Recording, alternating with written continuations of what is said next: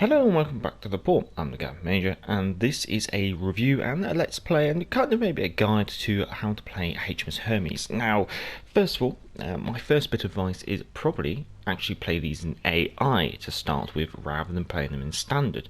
The reason being is if you play them in standard, you could be looking at wait times of up to 5 minutes, enemy player counts being somewhere between 3 and 5, and the game's being over very quickly because you're not able to have much impact. So why is this? Well, it's something I call shiny ship syndrome. Basically, usually when there's a new shiny tech tree or new shiny ship, everyone likes to get their hands on it and have a good play. Now, this is usually not so much of an issue for other tech trees because firstly they come as early access, therefore there's a limited number of them in the game as they're slowly introduced. Furthermore, the other tech trees always destroyers, cruisers and battleships, and you can have as many of those as you want. However, with carriers, you're only allowed one carrier per side, so everyone's gained access to the Hermes at the same time, and everyone's trying to play the Hermes at the same time, and obviously they're not going to have a pleasant experience. So why is this? Well, first of all, the British carriers are completely new introduction to the game. They're completely new and different tactics when it comes to the aircraft. Furthermore, the British are more focused on damage over time. If you're having short games, you're not going to be getting a lot of damage over time. If you have low player numbers, then you're not going to be getting off those number of strikes that you need to A, learn how to use the aircraft, and B, get that damage over time, as we've already mentioned. Furthermore, because you're playing standard and you've got such small teams, other classes of ship like DDs, cruisers and battleships will have higher alpha strike and therefore be able to get in the action and deal more damage a lot more quickly than you can. Therefore, the amount of XP that you're going to do, the amount of damage you're going to do, is going to be quite low. So you have to ask yourself, is getting a couple of strikes, a very small amount of damage, and probably a low amount of XP, worth the same training experience as playing in AI? Now, personally, I think with the Hermes, at least for the first couple of weeks of this patch, until player numbers of tier 2, 3 and 4 games return to a more normal status, you probably want to be playing in AI because first of all, you're going to be learning how to drop these aircraft on enemy vessels, which I think is quite key because they're very different to the other nations, and you're going to need that kind of training grace period, I guess you could say. Furthermore, you're probably going to earn just as much XP in an AI game as a standard game, just because the standard games have such a low amount of players, you're not going to be getting that much XP. Furthermore, playing in standard, the wait times are going to be a lot less, so you can get more AI games in there and a lot more training done with that. So on that basis, although usually I would prefer to play standard, because I'm going to obviously be showing how to use the aircraft, I want to have quite a few strikes in the game. So actually I will be playing this review in AI. If that's an issue for you, then probably now to drop off, but if you are interested in how to use this aircraft, maybe you can see what you can take away from this, and maybe just get you some practice in AI. I'd highly recommend it. Anyway, so this is Hermes, and we're going to jump straight into the review in an AI game. Catch you there. So here we are with Hermes in a full-on AI game. There's only one player in this game, which is the Wakataki. So obviously we could do the shipping forecast, but it doesn't really matter too much really, especially with the Hermes and this kind of tier level. So we're just going to be cracking on. It's literally all tier 2 AI ships in the enemy team. So I guess one of the kind of advantages of playing AI as well is it means you haven't got those 4v4 games and everyone's bringing the best AA ship because they've got a bit miffed at carriers. Of course, you can obviously gain experience by doing torpedo runs on Texases and enemy batons and stuff, but you'll also be basically performing laser eye surgery at home. Yes, you might be successful, but it's obviously you're not going to learn much. So first of all, we're just going to take out the torpedo aircraft, which are the Ferry Albacore. So HMS Hermes was the first purpose-designed and built aircraft carrier, which was launched in September 1919. However, the whole show was obviously launched beforehand, I do believe. Now, during World War II, she was mostly used as a secondary role carrier, doing those secondary roles around Africa and the South Atlantic and the Indian Ocean, usually trying to intervene on commercial raiding, I guess you could say. She was sunk in April 1942 by Japanese dive bombers as part of the Indian Ocean raid, which was carried out by the Japanese. And for a good video on that, the Histograph has done a video which is 13 minutes and 37 seconds long. So with these torpedo aircraft, you need to really leave the target. I mean really leave the target, and drop it. So you're going to have to get used to these very low torpedo speeds. But if you can actually deal with those low torpedo speeds, then you do have a reasonable chance. Furthermore, your aircraft are actually quite tanky, so I'm not really too concerned about the AI at the moment. We're down to 3 aircraft. So here's a Boggitry. Now Boggitry is basically a pre-dreadnought armoured cruiser, but she should be alright. Should be able to get a hit with this maybe. But as soon as we've maybe done a little bit of torpedo work, we'll then crack on with, say, the review. So, regarding the survivability of the Hermes, she has the second highest HP of 33,200, and regarding the armour, it's always best to go back to the port and take a look at the armour viewer there. So back in the port, taking a look at the armour scheme of the Hermes. First of all, let's just jump on with that superstructure. Superstructure, 10mm all over practically, nothing really special here. Easily harvestable by low caliber high explosives and probably low caliber AP, maybe lots of overpens potentially there. So let's just take the superstructure off. Let's go and jump onto the torpedo protection. Now, ironically, although she has torpedo protection listed here, she doesn't have any actual torpedo reduction listed within her stats, which is quite strange. So exactly what kind of torpedo reduction we're getting out of this, I don't really know. But it apparently does have some, so let's take that away. Now, with the bow and the stern, let's start off with the bow. Most of the bow is made up of 16mm plating, which is capable of ricocheting 8-inch AP, so potentially maybe bow tanking towards an enemy cruiser might be quite beneficial, being nose in. Now you do have a lower bit of armour belt there, which is 76mm thick, but there's not a lot of it there, so I wouldn't really kind of rely on it. When it comes to the stern, you're mostly looking at, I believe it's 16mm thick, so again that can ricochet 8-inch, but it's quite low really, where the upper part of it is almost that that very thin 13mm of plating. I don't think I actually highlight it for some reason. Anyway, taking those away, let's look at, say, the upper armour. Now, it's interesting, as she's a British carrier, she comes with an armoured deck. This means that, basically, very thick armour. So she's got 25mm armoured deck, which is capable of ricocheting 14-inch AP, which seems quite interesting. I'm not exactly sure what potential this has at ricocheting, say, AP bombs. Yet to experience that, I guess you could say. The sides are only 13mm plating on the top and 76mm plating on the bottom. So the 13 on the top is basically an easily harvestable area for high explosives. So if you're aiming at a Hermes with low caliber guns, you want to be aiming almost for the not quite for the upper armor deck line. You almost want to be aiming like to the bottom of where the secondary turrets are. The lower armoured belt, that's 76mm, which is capable of ricocheting pretty much all calibers of AP, which is quite nice. So you can kind of like angle this, although there are obviously opportunities for AP shells to smuggle their way in. Taking that away, lower armoured belt continues that 76mm thick kind of style, so again, making up that AP ricochetable part of it. And also the upper part of it is only 30mm thick, so if an AP bomb does come through the deck, then it's going to obviously keep going almost. Whether that kind of layered armor will help is hard to say. Taking that away, here's the Citadel. This is what everyone's going to be really interested in, and as you can see, the Citadel is pretty much at the waterline, apart from a tiny bit, I should say, which is just below the funnel. So if you are trying to pick out the Citadel of the Hermes, you want to be aiming at the funnel area. Almost it travels from just in front of the bridge all the way back to... trying to see if there's an identifiable marking, but I can't really see it. I'm almost like that second lifeboat is almost the identifiable marking as to how far back it goes. But really, aiming for directly under the funnel is where you're going to be getting your best chances of getting Citadel hits if you are trying to seek them out when she's broadside onto you. Well, that's the arm scheme of the Hermes, and I hope you hope that has taught you a little bit something about how to deal with a Hermes or how to protect your Hermes. So let's go back to the game.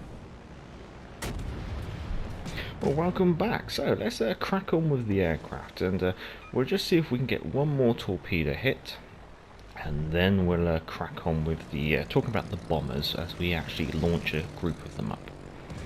So again, now with the torpedoes, bear in mind they're really quite slow. You want to be dropping them with the intention that they can kind of actually catch up with the target. It looks like that.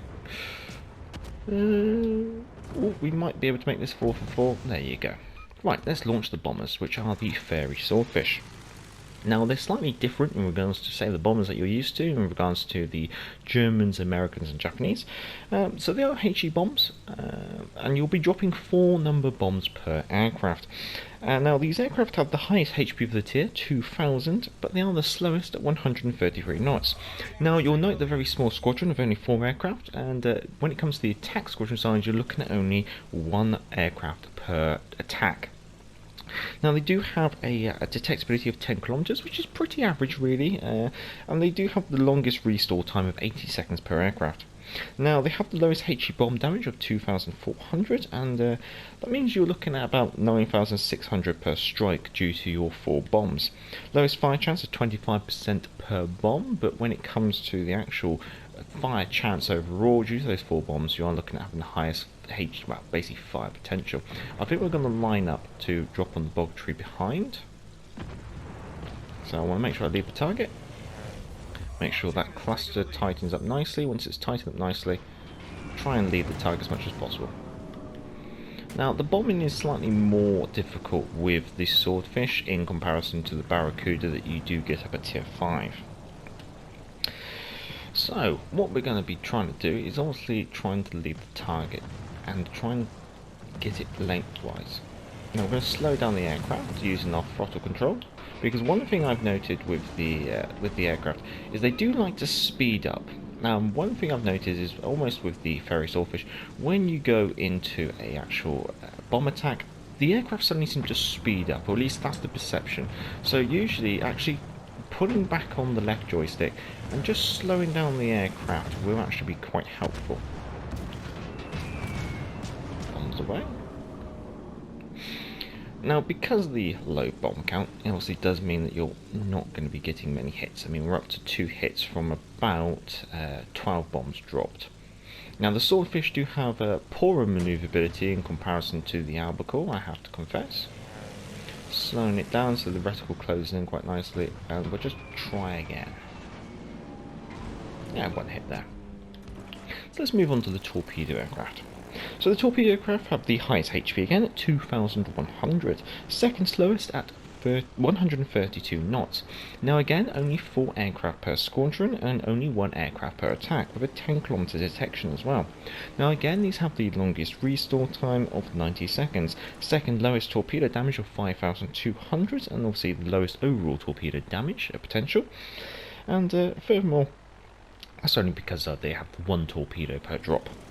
Now, they do have the shortest torpedo range of 2.4 kilometers, and you are going to have to get used to that when it comes to actually playing the British carriers. So the torpedo experience you gain down at this tier, you will be able to take away with you and learn from when it comes to actually playing against standard at higher tiers.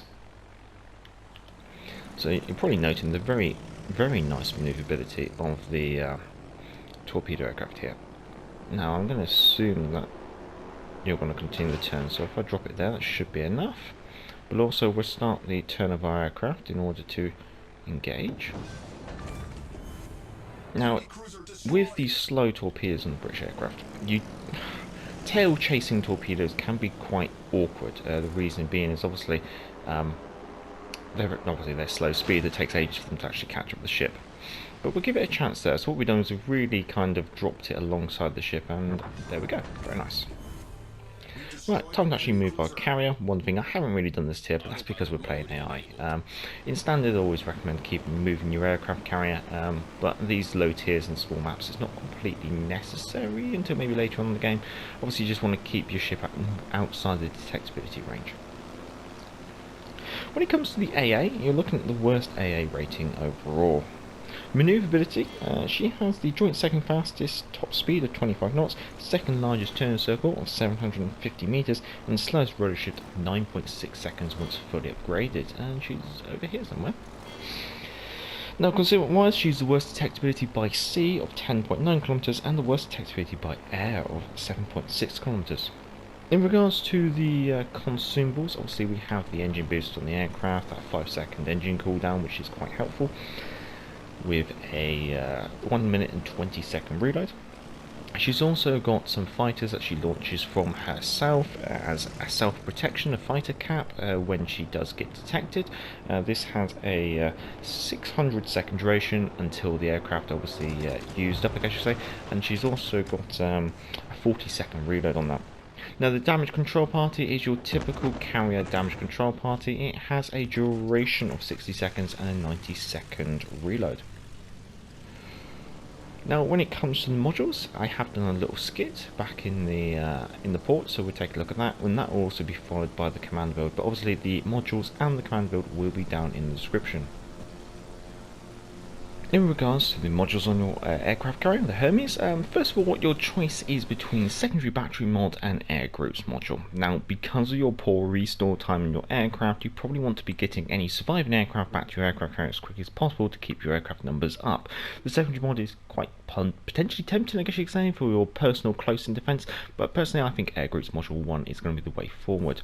When it comes to the second module, again, you can either go for more secondaries or you can improve the HP of your aircraft.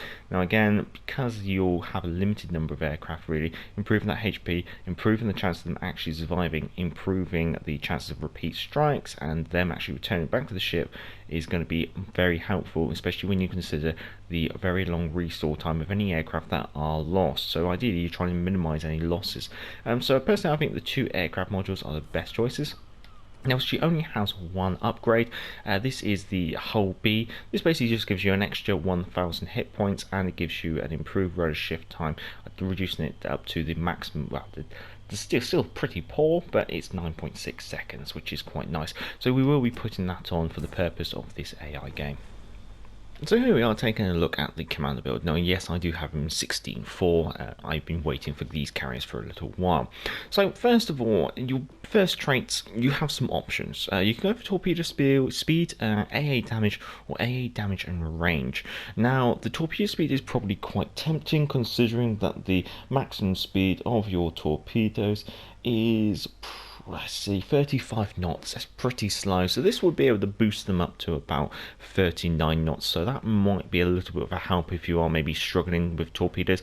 That increased speed will obviously help with you won't have to leave the target so much, they get to the target that little bit quicker. And if you are really wanting to focus on torpedo speed, I'd probably recommend the Space Fishy Event Commander, because his base trait also increases speed, so he could be a potential inspiration if you are going down this route. AA damage is quite an interesting choice, but I'm kind of split between whether you want more damage or more range, because if you have more range you can do the same amount, basically your basic damage over a longer distance. And generally looking at it, I think having more range is more advantageous than more damage, because overall that distance times by damage, you're going to deal more damage with more range. So on that basis, although swatting at flies is quite tempting, I've gone for no fly zone in this case. Just try and push my air range out a bit more and just try and keep those aircraft away. Now with Dennis Boyd, his base trait's actually quite nice because it reduced your air detectability of your ship, which is quite advantageous considering the very poor air detectability that you do have with your carriers. With your second trait, you have Stronghold, which obviously decreases incoming damage to your carrier, but ideally you don't really want to be in that kind of situation. So when your torpedoes hit, you kind of want to really make them count. So in this case, I've gone for one-way ticket, which does improve your torpedo damage by 5%, which again is quite helpful considering your low torpedo damage. With your bottom trait, you've got obviously On Alert, improves your rotor shift time. That could be quite useful considering the poor rotor shift. You've also got that indicator that tells you how many, well, basically warning indicator when there's long range incoming fire.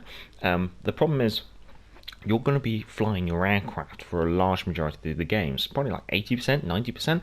So when you get an indicator telling you that there's incoming fire to your ship, there's not a lot you can actually do unless you want to cancel your flight and jump back to your ship and quickly try and maneuver it, which is not going to be that useful. So generally, On Alert is actually quite a pointless trait. Out of sight in regards to your bombers, and obviously hidden threat in regards to your torpedo aircraft. What these traits do is they both increase the HP of your aircraft, which is quite helpful. You already got quite high HP aircraft anyway, and they reduce the detectability. Now, in regards to the Hermes, your attack speed of your aircraft are pretty average, so it's really about which one do you want to get a bit closer. Now, I've gone for the torpedo aircraft. The reason being is I feel that the torpedo aircraft, you're going to be getting a lot more closer to the enemy to drop those torpedoes in comparison to, say, the bombers. And also, reducing your attack speed a nice little bit there. It's only about 1 kilometre, though, you have to confess. In regards to the fourth trait, you can go for Burn Baby Burn. This will improve your HE bomb damage and your basically your fire chance. That's potentially quite useful. But the problem is the British carriers do have quite poor concealment, so I like to have a bit more better concealment in order to reduce that concealment circle and give me a bit more wiggle room when I'm playing, usually at the back of the map, I guess you could say. Your last trait, some interesting points, your legendary trait I should say. You go fully packed, which obviously gives you some additional engine cooldown consumables on each of your flight. It will also give you an additional fighter consumable on your carrier, and at higher tiers it gives you an additional fighter consumable on your aircraft, and right up at tier 7 it gives you an additional evasive maneuvers consumable for each squadron. Now, that is very tempting, I have to confess, but I've gone for the Volt. The reason being is, again, this improves your HP of all your aircraft, which I think is quite critical, especially when you consider the small squadron size down on the Hermes. So obviously you want your aircraft to try and survive as long as possible.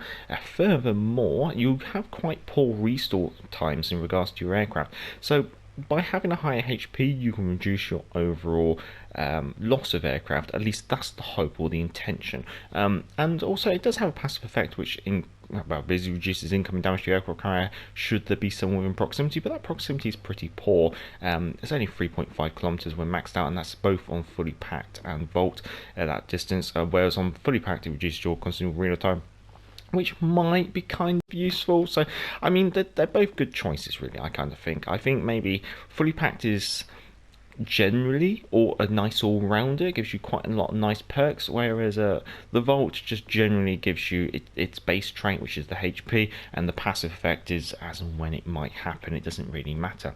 In regards to inspirations, I've gone to Swirski. The reason being is obviously that concealment being so large, I want to bring that in as much as possible, and then obviously I'm pushing out my AA range as well, so I'm trying to reduce my detectability and push out my AA range. So means if I do get spotted, it's hopefully by aircraft, and if it is by aircraft, I should be engaged in those aircraft with my anti-aircraft guns. Oh, welcome back. So we're just trying to see if we can finish off the enemy Langley. Now the Langley will be a bit easier to hit with bombs because obviously she's larger. The HE bombs are more effective against larger targets just due to the spread of the bombs, but that's generally true with any HE bombs. One thing I do note is that the aircraft kind of fly quite low in comparison to potentially some other nations, which is an interesting choice, I think you could say. Again, using the engine cooldown to obviously try and close the distance as quickly as possible. It is a small map, but you never know. And I'm not necessarily completely too concerned about aircraft conservation, although the Langley does have fighters and does have reasonable AA capability. It's kind of like one of those where I need to see if I can how many drops I can carry out as quickly as possible. So line it up. This should be a nice easy target to get some bombs away on.